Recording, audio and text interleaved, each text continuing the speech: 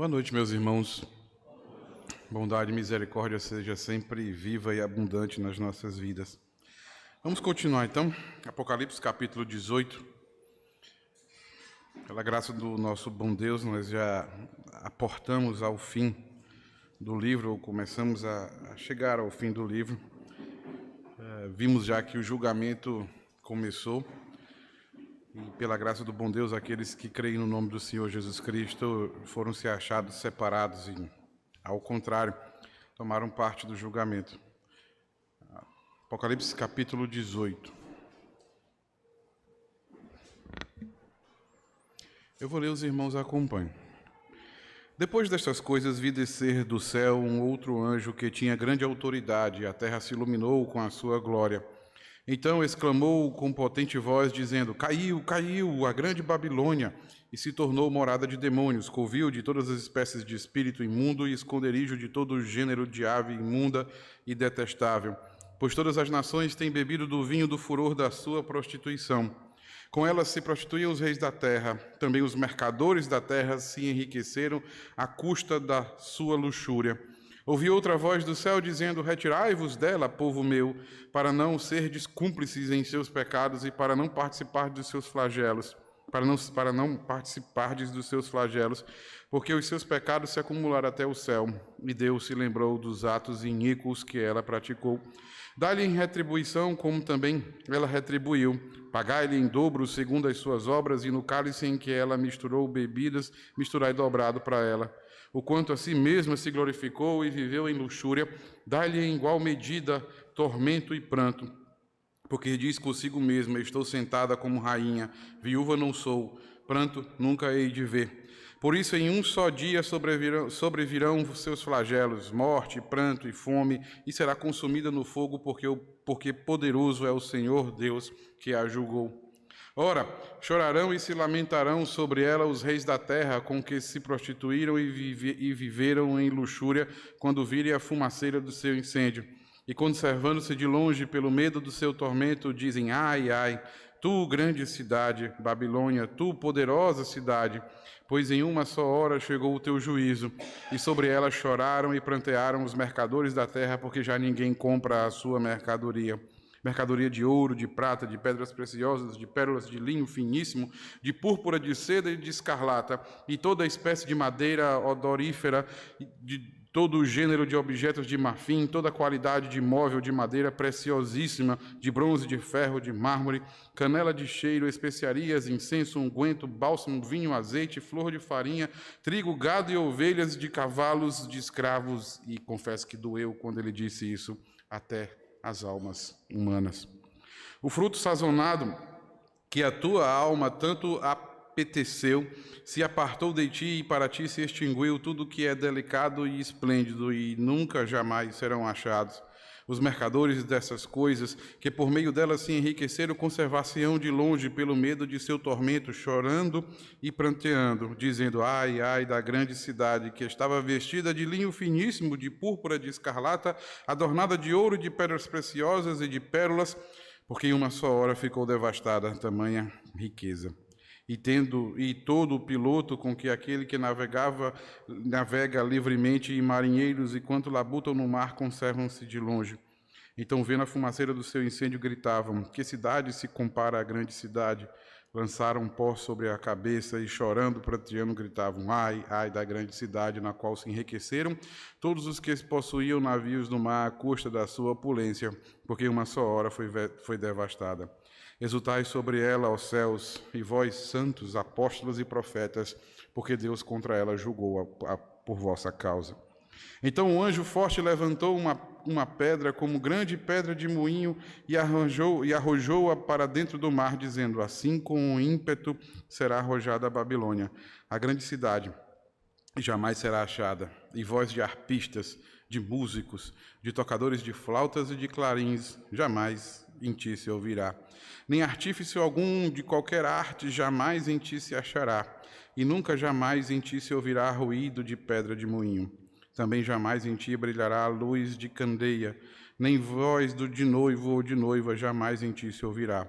Pois os teus mercadores foram os grandes da terra, porque todas as nações foram seduzidas pela tua feitiçaria, e nela se achou o sangue dos profetas, de santos e de todos os que foram mortos sobre a terra. Amém. Deus grandioso, aquilo que parece, Senhor, aos nossos ouvidos doloroso, nós te suplicamos que teu Santo Espírito transforme em esperança para nós. Que palavra, Senhor, que a nós, que não passamos por aquilo que teu povo passou, parece ser extremamente dolorida, extremamente sem graça, extremamente sem misericórdia. Nós te suplicamos que, ao entendê-las, ó Deus, tu possa renovar as esperanças, assim como tu renovaste no povo nas 7 igrejas, do qual esse livro foi escrito. Ó Deus grandioso, ajuda-nos a entender porque essas palavras estão aqui, por mais que elas saltem aos nossos olhos, não façam sentido aos nossos ouvidos, mas ajuda-nos, ó Deus, a renovar as nossas esperanças da volta do teu Filho. Ajuda-nos a crer, ó Deus eterno, acima de tudo, e que teu nome seja glorificado e exaltado. Te louvamos em nome do Senhor Jesus. Amém, Pai. Meus amados irmãos, o capítulo 18, ele, como vimos, é uma continuação do capítulo 17, quando ele vai trazer para nós o julgamento daquela que matava os profetas de Deus, daquela que simplesmente não tinha piedade contra aqueles que foram lavados pelo sangue do Cordeiro. Nós vimos no capítulo 17 em que João especificamente mostra para nós de que a queda era do grande estado, a queda era não especificamente dos reis, ao contrário, os reis passam a lamentar contra a queda do estado, mas a Babilônia, que era aquela que havia seduzido os reis, aquela que havia seduzido os governantes, aquela que havia seduzido as nações para que pudessem, então, não deixar com que os cristãos, não deixar com que aqueles que confessavam o nome do Senhor Jesus pudessem louvar a Deus livremente, mas haviam perseguidos, haviam matados, haviam extirpados e até servido de entretenimento à morte de alguns cristãos por parte dos leões romanos. João, então, vê a queda desse Estado, vê a queda desse grande império que matava e que levou as outras nações, aos outros reis da terra, seduziu os outros reis da terra para que pudessem fazer as mesmas coisas, as mesmas formas, da mesma ideia nos seus reinos. Só que tinha um porém, tinha um problema que ainda precisava ser resolvido. E aí eu sei que talvez vocês possam não lembrar e talvez isso possa não estar avivado na mente de vocês, mas quando nós olhamos para as 7 igrejas, lá no começo, quando percebemos e vimos, quando João escreve para as 7 igrejas, em 3 dessas 7 igrejas, havia um grande problema daqueles que confessavam Jesus como seu único suficiente Salvador, daqueles que eram cristãos.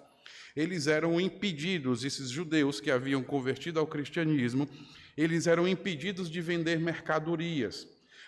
Se eles não adorassem, e aí entra a questão da idolatria, naquela época isso era muito latente, se eles não adorassem ao Deus daquela cidade, ao Deus daquela comunidade, ao Deus daquela região, que em alguns casos poderia ser um Deus do panteão grego, em outros casos poderia ser algum Deus, vamos dizer assim, incomum na época, ou em alguns outros casos poderia ser o próprio imperador, se eles não se curvassem, se eles não participassem das festas que eram colocadas para esses deuses, eles eram impedidos de comprar e de vender.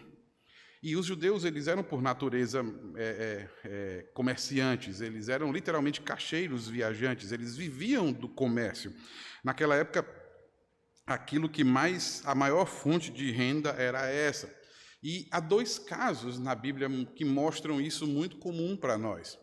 Talvez você possa lembrar de Lídia, a vendedora de púrpura, a mulher que vendia púrpura, e que no momento em que ela se converte ao cristianismo com o apóstolo Paulo, que vai até o riacho pregá-la, ela necessita que ele dê testemunho da vida dela. E ele diz que ele não queria, os discípulos, junto com o apóstolo Paulo, eles não queriam pousar na casa dela, e ela disse, não, eu preciso que vocês deem testemunho, porque literalmente agora que ela havia confessado Jesus como seu Salvador, as suas vendas não seriam mais as mesmas, porque ela não participaria mais das festas, ela não participaria mais vamos dizer assim, dos grupos de vendas, até porque isso era feito em adoração para esses deuses. O próprio apóstolo Paulo diz para nós que no mercado não deveria nem se olhar para saber se a carne era sacrificada a ídolos, não, simplesmente era para você comprar, dar graças e comer, e assim sucessivamente. Então, fica muito claro, muito nítido, de que, na verdade, a razão pela qual a Babilônia, no caso Roma, ela havia matado os seus cristãos, havia matado os cristãos, não era especificamente só no sentido de matar, de levar os leões, para que os leões pudessem comê-los, mas simplesmente haviam cortado as suas fontes de renda. O império em si não tolerava os cristãos, e por não tolerar os cristãos, porque os cristãos não adoravam os seus deuses, não frequentavam os seus cultos, não iam até os seus templos, e por conta disso, eles acabavam não podendo participar no meio de tudo isso. E o exemplo mais forte, o exemplo mais latente para nós, é a própria carta de Hebreus, em que os cristãos, os judeus que haviam se convertido ao cristianismo, eles queriam voltar ao judaísmo, porque eles não conseguiam mais sobreviver da forma como eles sobreviviam. Eles não conseguiam mais vender aquilo que eles vendiam, eles não conseguiam mais ter a sua própria, o seu próprio sustento, porque quanto mais cristão você dizia ser, quanto mais cristão você testemunhava ser, quanto mais você se parecia com o cristão, mais fora de todo o ciclo, fora de toda a vida cotidiana, você era colocado de lado. Por isso é que a voz do anjo, a voz daquele que clamou e anunciou a queda da grande Babilônia, e especificamente essa segunda parte, ele diz muito claramente, ele diz gritando, caiu, como diz o verso de número 2, caiu a grande Babilônia, aquela que enganou todas as pessoas, aquela que fez com que as pessoas se prostituíssem, mas ela era literalmente uma morada de demônios, um covil de todas as espécies imundas, por conta da idolatria que reinava naquela época. E, literalmente, para aqueles cristãos, isso era uma festa. Era o dia em que o Senhor havia vingado eles, era o dia em que o Senhor havia acabado com aquele que literalmente impediam eles de comer. Mas, na verdade, isso vai um pouco mais além. O texto, para nós, ele é bem longo, e ele mostra que, na verdade, a glória da Babilônia, a glória daqueles que mataram os cristãos, ela vinha de 3 fontes, de 3 áreas, de 3 partes. Eu queria que você, ver se você conseguisse enxergar aquilo que eu enxerguei. Olha para o verso de número 7. Veja como ele descreve descreve Roma, descreve todo a pompa, descreve toda a forma como Roma se via, Roma se achava. Ele diz o seguinte, que no verso de número 7, ele diz, quanto a si mesma, se glorificou e viveu em luxúria. E aqui é importante se entender que a ideia aqui não é luxúria no sentido pejorativo da palavra, num sentido de uma conotação mais sexual, não é nesse sentido, é no sentido de luxo mesmo. É no sentido de que Roma se achava a grande rainha do mundo, a grande produtora de toda a riqueza da face da terra. Ele diz, quanto a si mesmo se glorificou e viveu em luxúria, e por conta de viver isso, dá-lhe igual medida. Isso é o anjo dizendo para aqueles que vai impor o juízo, dá igual medida em pranto e tormento. Porque ela dizia consigo mesma, estou sentada como rainha, viúva não sou, pranto nunca hei de ver. Ou seja, a ideia era de que Roma entendia que ela nunca cairia, de que o império nunca cairia. Então ela podia matar os cristãos, podia fazer todas essas questões, e que ela nunca haveria de cair. Mas aí vem o juízo, e o juízo do anjo que traz o juízo diz, por isso em um só dia sobrevirão os seus flagelos. Que flagelos são esses? Morte, pranto e fome, e será consumida no fogo, porque o poderoso é o Senhor Deus que a julgou. E aqui, meus amados, tem um trocadilho histórico que talvez a gente não consiga ver. É de que quando João diz que quem está julgando Roma, quem está julgando essa grande meretriz é Deus, ou seja, é o Senhor Deus, ele usa um título que é dado especificamente ao imperador, que é Senhor. E ele está dizendo o seguinte: os vossos reis não são senhores de nada.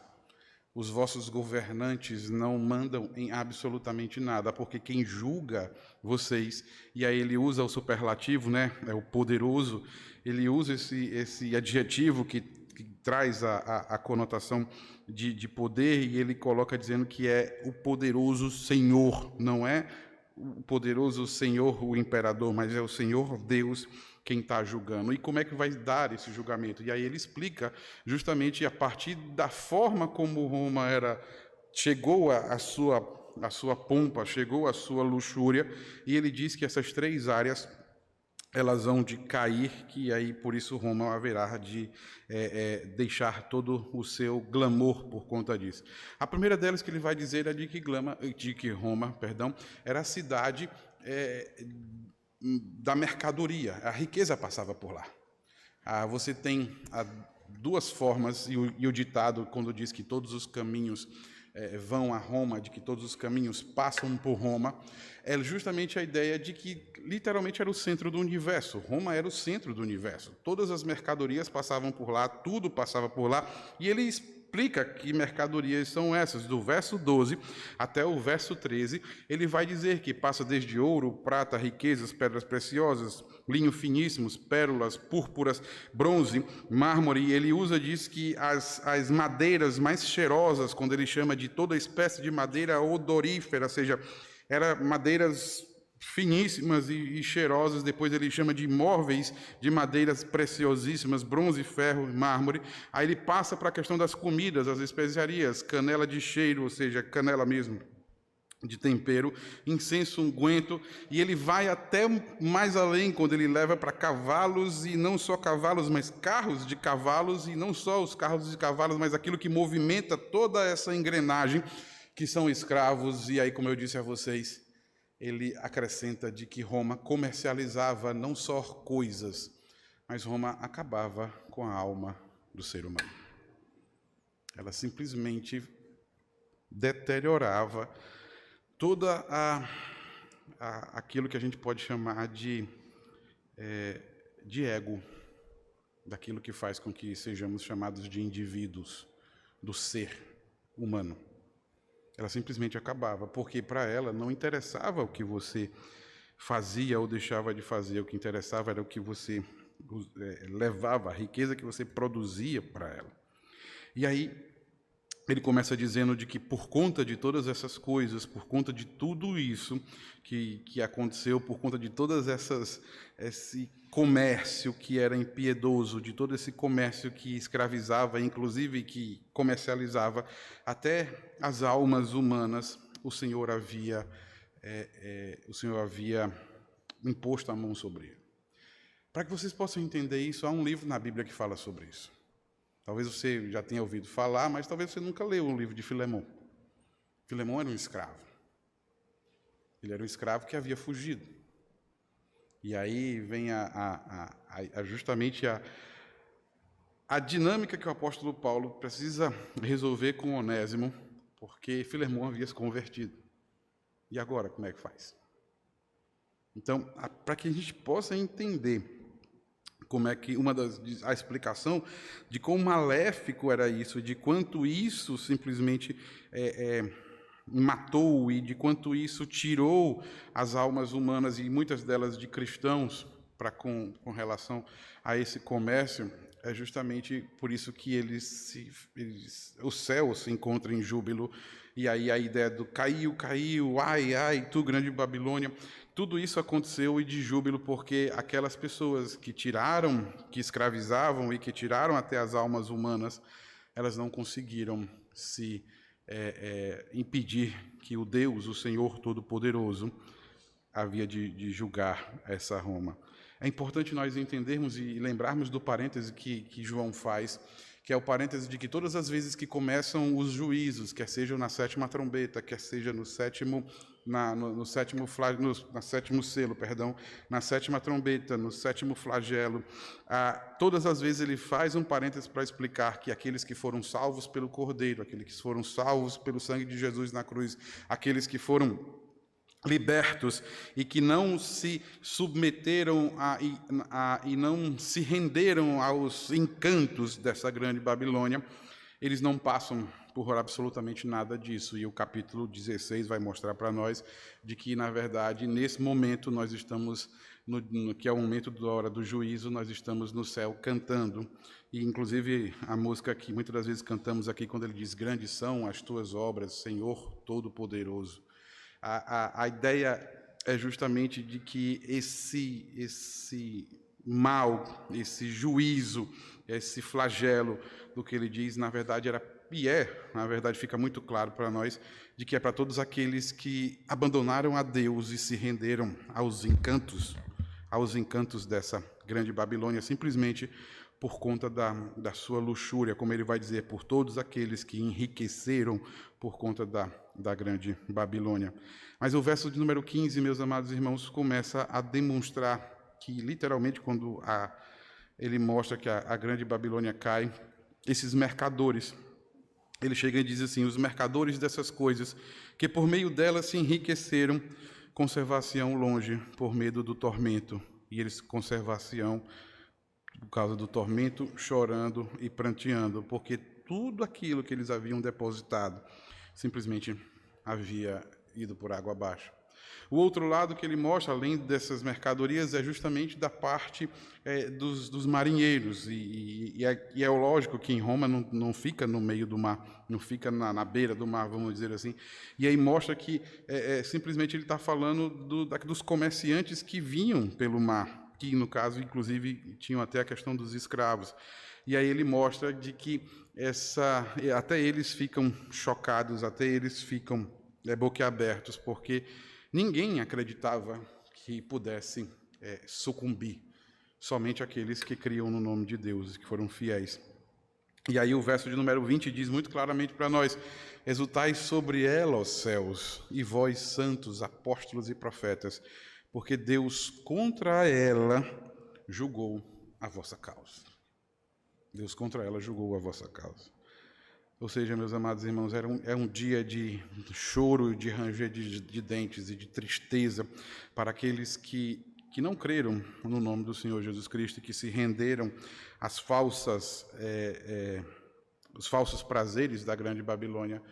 Mas para aqueles que morreram por causa desses falsos prazeres, é o dia de glória, porque o Senhor nosso Deus julgou a nossa causa. E por último, meus amados irmãos, eu confesso que talvez seja a mais dolorosa de todas elas, de todos os juízos, que é de que Deus não só acaba com os mercados, de que Deus não só acaba com as questões marítimas, mas Deus julga a cultura do lugar. Quer ver? Olha para o verso de número 21 até o verso de número 24. Deus julga a cultura da grande Babilônia. E eu fico assim pensando, isso me dói muito, até porque a cultura ela é fruto da imagem e semelhança de Deus que herdamos do Senhor. A capacidade criativa, a capacidade de música, a capacidade de ensinar, a capacidade de cantar, a capacidade de entretenimento deveria ser algo muito louvável por nossa parte, porque Deus nos deu essa capacidade e simplesmente a grande Babilônia muda toda a graça que Deus derramou sobre nós, toda a graça que Deus derramou sobre a humanidade ao criar a humanidade à sua imagem e semelhança, e Deus passa a julgar a cultura. E veja como ele diz: jamais, jamais se ouvirá as vozes dos arpistas, dos músicos, dos tocadores de flauta, dos clarins, jamais se ouvirá.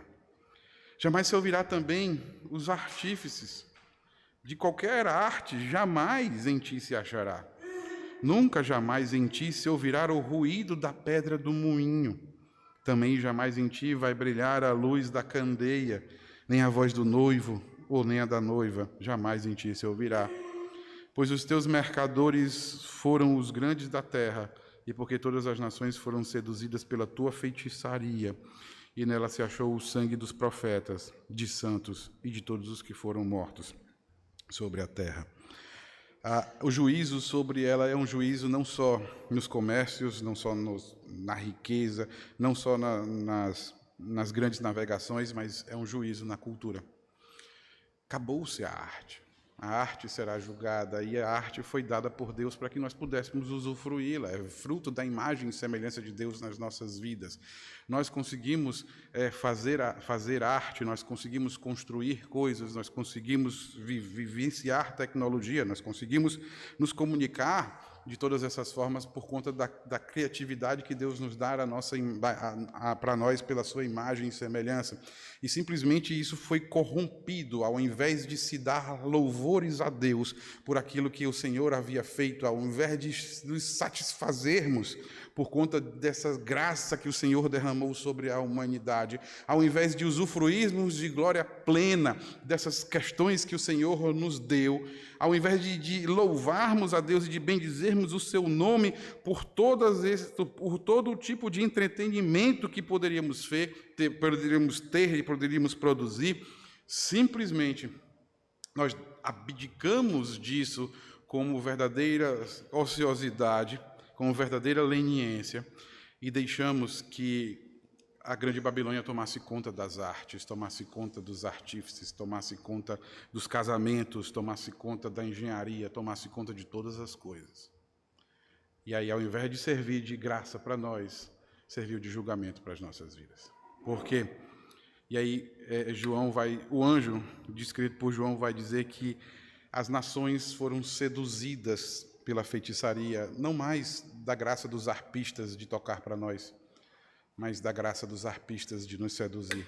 Não só da graça dos artistas, dos artífices e dos artistas de trazer a alegria para o povo, mas simplesmente da graça e dos artífices de enfeitiçar o povo e levar o povo à morte.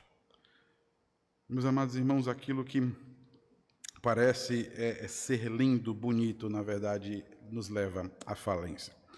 Mas, posto isso, meus amados irmãos, o que isso tem a ver com a gente hoje? O que a queda dessa grande Babilônia tem a ver conosco hoje, e de como é que a gente pode aplicar isso nas nossas vidas? Eu creio que geralmente eu só uso duas, mas hoje tem três razões da gente entender isso. A primeira delas, meus amados irmãos, é de que Deus criou um mundo para usufruirmos do mundo. O grande problema é de que a pecaminosidade e a maldade do ser humano, ele transformou isso em algo que era bom para nós, para algo que seja maléfico a nós. O que eu estou querendo dizer com isso? É de que a forma como os ímpios, a forma como Satanás usa a grande Babilônia para seduzir as nações, e a gente já viu isso, de que, na verdade, ele tenta convencer a Deus de que não deve enviar Jesus Cristo para nos salvar, e aí ele não consegue e acaba sendo expulso do céu, e por conta disso ele desce para perseguir a igreja, e a forma como ele acha para perseguir a igreja é justamente como é que eu posso dizer? É justamente pegando as nações, iludibriando as nações, enfeitiçando as nações, para que elas pudessem, então, matar a igreja, perseguir a igreja. E o que fica muito claro, é de que a forma como Satanás faz isso é exatamente através das artes, através da cultura, através do meio em que possa enfeitiçar as pessoas. A ideia, meus amados irmãos, é de que abdicarmos de fazer cultura, abdicarmos de simplesmente deixarmos que os outros façam, e não a nós, que somos a imagem e semelhança de Deus, faz com que, ao invés de usufruirmos daquilo que Deus criou, aquilo que Deus criou passa a ser ervas daninhas, espinhos e abrolhos, e passa a se voltar contra nós. E aquilo que parece ser prazeroso, aquilo que parece ser maravilhoso, na verdade, pode ser simplesmente uma forma de Satanás nos ludibriar e nos enfeitiçar para que abandonemos a Deus e simplesmente rendemos glória a grande Babilônia, que no caso é comandada pelo próprio Satanás.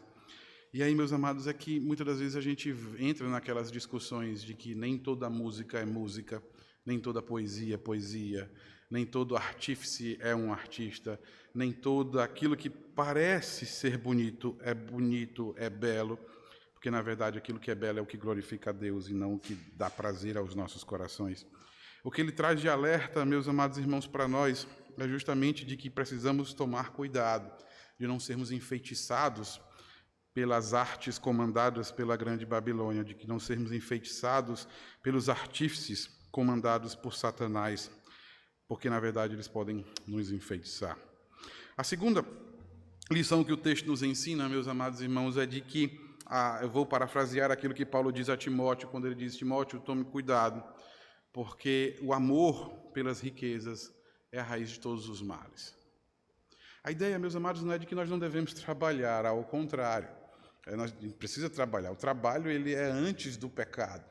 E a gente vai até perceber lá no final que depois, quando voltarmos em glória, nós vamos continuar trabalhando, mas não mais com espinhos, abrolhos, não mais com o suor do nosso rosto, mas o trabalho faz parte da nossa vida como um todo. A grande questão é o que fazemos e a qual custo nós trabalhamos. Essa é a ideia. O texto mostra muito claramente, do verso de número 15, que o mercado que chegou até essas almas humanas, o mercado que chegou até a maltratar o íntimo do ser humano, e esses mercadores, eles simplesmente se enriqueceram à custa disso. A ideia não é de todos nós termos uma bela de uma cama, uma bela de uma casa, um lugar para dormir, para usufruir, comermos uma boa comida, vivermos de uma forma digna. Não é esse o problema. O problema é quais são os meios e quais são as motivações que nós fazemos isso. E aí, como o apóstolo Paulo disse, às vezes você vive por conta dessas coisas, e ele disse a Timóteo, ao jovem Timóteo: tome cuidado, jovem Timóteo, e é o que faz a Babilônia cair com seus mercadores, é de que a luxúria dela, a empáfia dela e a glória dela era justamente à custa dos outros. E muitas das vezes a gente passa a não entender de que, na verdade, Deus nos dotou de habilidades, que essas habilidades rendem riquezas para nós, mas essas habilidades, elas são ao renderem riquezas, elas são custas da relação com o outro, ou seja, eu trabalho sempre para o outro, para que o outro possa me abençoar com o meu soldo, com as minhas riquezas, e não, na verdade, a ideia de sugar todas a alma dos humanos, para que eu possa, então, ter a minha própria riqueza. E a razão pela qual eles fazem isso é justamente porque eles abandonaram abandonaram a Deus e se renderam ao encanto da grande Babilônia. Meus amados, isso fica muito claro para nós, muito bem ilustrado para nós na tentação de Jesus. Vocês podem se lembrar muito bem disso, que quando Jesus, ao ser tentado, não só a comida, Satanás não tenta Jesus só com a comida, na pedra e pão, mas Satanás leva Jesus e promete todas as riquezas, diz: eu te darei tudo isso se me prostrares, eu te darei tudo isso se te curvares a mim. E a ideia justamente é essa, de que Satanás usa essas riquezas no sentido de que se prostrares a mim, se te renderes a mim, se adorares a mim, eu te darei todas essas coisas, mas no dia do juízo eles simplesmente receberão os flagelos, que é morte, pranto, fome e o consumo pelo fogo. Então, a ideia, meus amados irmãos, é de que devemos trabalhar para sustentar nossas casas, devemos dar sempre as melhores coisas aos nossos filhos, devemos ter um lugar para reclinar a cabeça que nos faça descansar muito bem, devemos viajar, devemos comer muito bem, só que devemos fazer isso sempre usufruindo com a ideia de usufruir para a glória de Deus e não simplesmente a todo custo querermos mais. E literalmente, meus amados irmãos, é isso que o texto nos diz: vendermos a alma ao diabo para sempre termos mais e mais. Porque no dia do juízo o que caberá é justamente morte, pranto, fome e o consumo no fogo. E a última das lições, meus amados irmãos, que a gente precisa entender, é que nesse exato momento em que nós estamos no texto, só existem dois lados, não existe mais de dois. Por mais que as pessoas tentam vender hoje a ideia de que o mundo não é, entre aspas, binário como ele possa ser, mas nesse momento aqui só existem dois lados. Não tem para onde você correr, só existem dois lugares. E isso fica claro quando você olha para o capítulo, antes do capítulo 16, bem no começo do capítulo 16, no capítulo 15, perdão, ele abre o parênteses para dizer que aqueles que foram salvos estão com Deus e o tabernáculo será transformado em tabernáculo de testemunho para mostrar os males que o mundo fez, que a grande Babilônia fez. Ou seja, só existe dois lados, aqueles que se encontram com Deus e aqueles que serão julgados por Deus. Não existe outra forma, não existe um meio termo, não existe uma segunda chance, não existe uma outra momento de esperança, não existe mais nada disso. A única coisa que existe é, ou nós estaremos reinando com Cristo, salvos pelo sacrifício de Cristo na cruz do Calvário, salvos porque rendemos a Ele toda a glória, salvos porque usufruímos da graça dEle nas nossas vidas, salvo porque enxergamos a glória de Deus no mundo que Ele mesmo caído, enxergamos a glória de Deus para usufruirmos da sua graça nesse mundo, ou estaremos junto com aqueles que serão julgados, quer seja a grande Babilônia ou quer seja aqueles que se renderam à grande Babilônia. E a esses que foram é só morte, pranto, fome e o consumo do fogo. São esses os flagelos. E aí usa-se a expressão, cabe a nós um desses dois lados. Ou rendemos a nossa vida a Jesus Cristo e cremos em Jesus Cristo e tenhamos as nossas vestes lavadas pelo sangue do Cordeiro, alvejadas pelo sangue do Cordeiro, ou simplesmente caiamos no conto da serpente, e literalmente é a serpente. Caiamos no conto da serpente e passamos a viver as nossas vidas não para alimentar as bênçãos, as heranças que Deus nos deu, mas para alimentar o ego da própria serpente que nos engana. Só tem esses dois lados, meus amados irmãos, e eu espero que você renda a sua vida a Cristo, que você creia, não só creia no nome do Senhor Jesus Cristo, mas tenha Ele como seu único e suficiente Salvador, para que você possa começar a experimentar da graça de Deus nessa vida e experimentar da maravilhosa e multiforme graça de Deus no dia em que o próprio Senhor Jesus voltar. Que pense nisso e que Deus muito nos abençoe e tenha misericórdia de nós.